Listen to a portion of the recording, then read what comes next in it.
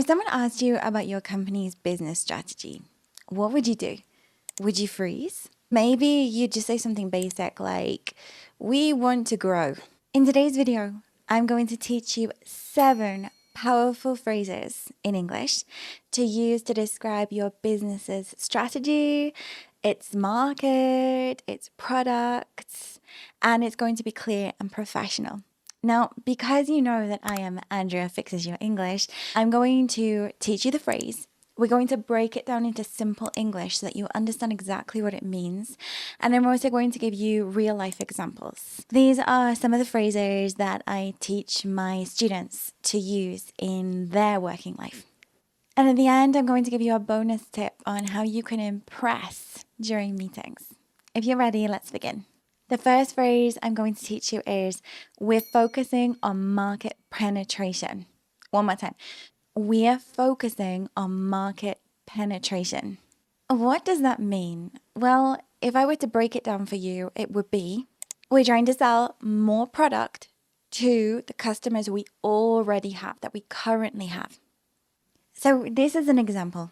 Our strategy for this quarter is to focus on market penetration by offering discounts to existing clients. Okay, we have quarter, which you know means that it's 4 parts. The year is split into 4 parts. We have the market penetration, which means to sell more products, and existing clients means the same as customers we already have. So when do we use this phrase about market penetration? That's when your company wants to focus on selling more in their current market. They're not looking at this time to go after other markets. Does that make sense? Well done. Okay, the second powerful phrase is, we're diversifying our product range. We're diversifying our product range. In simple English, this means we're adding new types of products to what we currently sell. An example of this would be, to stay competitive, we're diversifying our product range to include more eco-friendly options. Again, to stay competitive, we're diversifying our product range to include more eco-friendly options. Okay, to stay competitive, you know what that means. It means that we're in competition with other businesses. We're diversifying our product range, which means we're adding new types of products. And we want to include more eco-friendly. So that means products that are good for the environment or that do not harm the environment. So we use this phrase when we're expanding the amount of products that your company sells. For example, imagine that you were in a tech company and they started selling accessories. Okay? The third advanced phrase is, we're exploring new markets. In simple English, this means that we're trying to sell our products to new countries or maybe new customer groups. So let's look at an example now. This year, we're exploring new markets in Southeast Asia. One more time. This year, we're exploring new markets in Southeast Asia. Okay, so due to this sentence, it looks like that this current year, the year that you are in right now, you are going to be trying to find new customers for your products in a different part of the world. So when would we use this phrase? We would use this phrase when your company is trying to expand geographically or into a new industry. So we are officially halfway through. I want you to think if any of the phrases that I've given you describe the business that you're in right now. Are they focusing on market penetration? Are they trying to diversify their product range? Are they exploring new markets? Let me know in a comment below. Okay, the fourth phrase is, we're moving upmarket. Upmarket is one word. Now, what does it mean in simple English?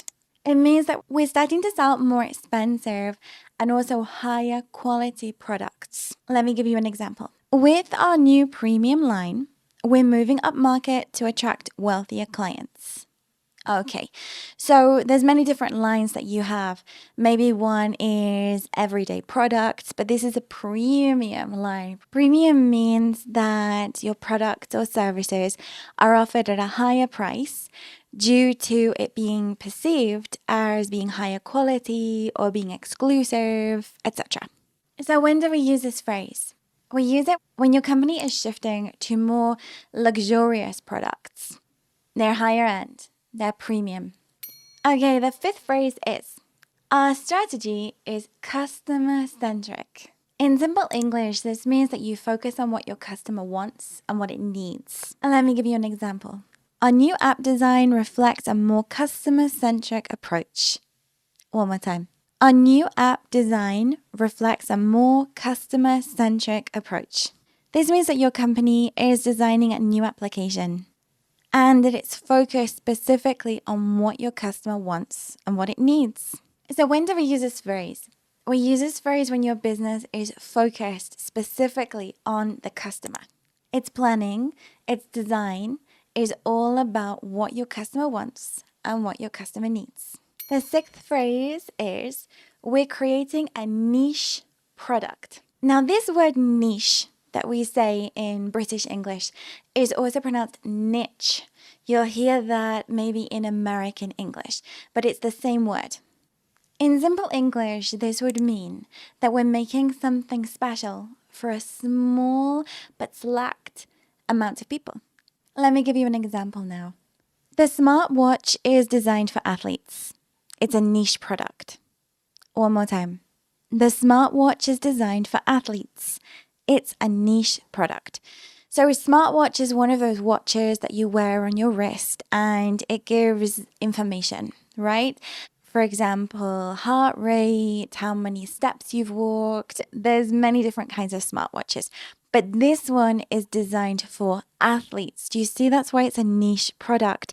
It's something special for a small group of people, not for the whole world, but for specific needs of athletes. Does that make sense? So this niche product phrase is used for when your company is focused on products specifically for a small amount of people. Imagine that your company wants to make a product that is vegan and it's supposed to be focused on fitness influencers. Do you see how that would be niche? It's not just for all vegans, which in itself is a smaller amount of people in the general populace, but it's vegan products for fitness influencers. So that's an even smaller amount of people, okay? And the last phrase that I'm going to teach you today is, we aim to disrupt the market. In simple English, this means we want to change how things are done. We want to become the new market leader. Let me give you an example now. With our subscription model, we aim to disrupt the traditional furniture market. One more time. With our subscription model, we aim to disrupt the traditional furniture market. Okay, the subscription model is how your customer subscribes to your services. Maybe it's something that they need to pay every week, every month, once a year. That's a subscription. And we are looking at the furniture market. For example, wardrobes, tables, chairs, that's furniture. By using this different subscription model, this business wants to disrupt the traditional furniture market. Okay? Very well done. This phrase is used for companies that want to challenge the big companies, the things that are always done, traditionally done. Let's think of an example, like Uber, for example, that changed taxis. So my bonus tip for this lesson is say less, but say it better. What do I mean by that? We want to focus on clarity. We don't want to be translating directly from our first language. So what I want you to do is have 2 or 3 strong but well-chosen phrases and make you sound more fluent and confident in meetings. Now, why do I say well-chosen? Because sometimes we have a tendency to want to learn and use every phrase, but it's not possible. So what I want you to do is to think of the phrases that you use in your job right now. Which ones are the best for you? And by using those 2 or 3 strong phrases, like the ones that I've taught you today, you will sound more fluent and you will be more confident. Your challenge for today is to tell me which phrase best describes what your company is doing right now. Remember that if you would like one-to-one personal lessons online with me, please contact me and I'll give you all of the information that you need to fix your English now. And remember, English at work is not about sounding perfect. It's about sounding clear, confident, and professional. Remember to like and subscribe if you enjoyed this video. Have a wonderful day and I will see you in my next video. Bye!